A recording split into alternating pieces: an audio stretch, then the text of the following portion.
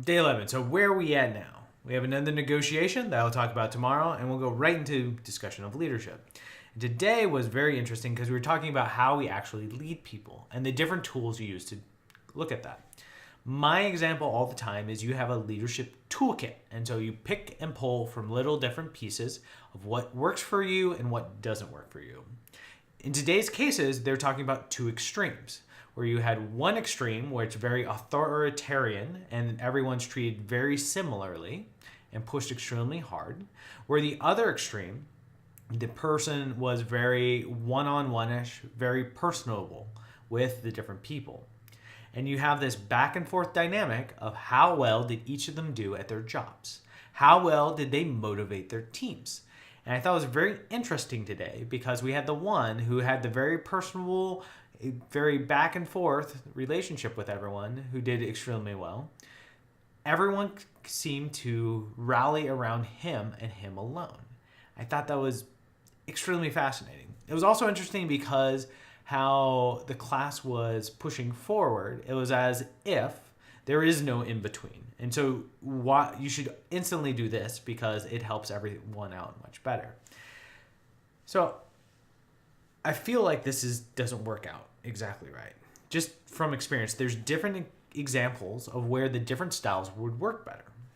The very basic example, or the thing that I think resonated a lot with everyone else, was this one very old school authoritarian kind of telling people what to do and we're all treated equally.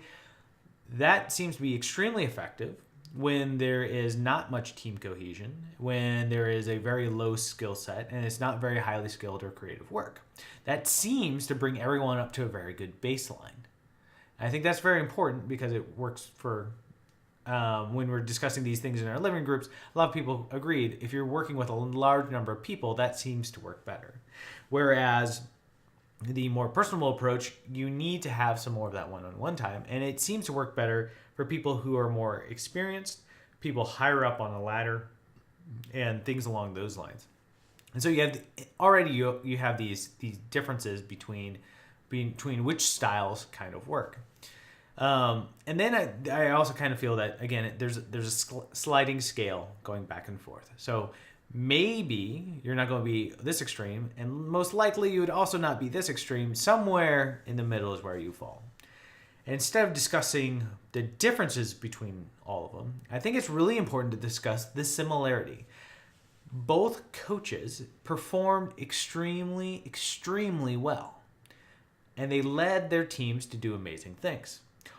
Also, their teams loved them.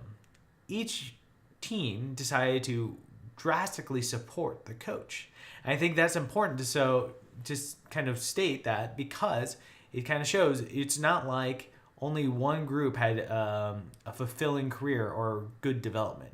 It was both sides, suggesting that it matters perhaps more about caring about the development of the team and the individuals on the team. And in doing so, that leads to team success. And I think that's the valuable lesson to take away from this, besides all the other toolkits and back and forth. And also being very intentional about what you're trying to say and what you are trying to do when you are leading teams.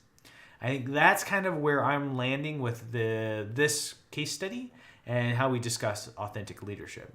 So yeah, I'm very excited for tomorrow, and I will talk to you then.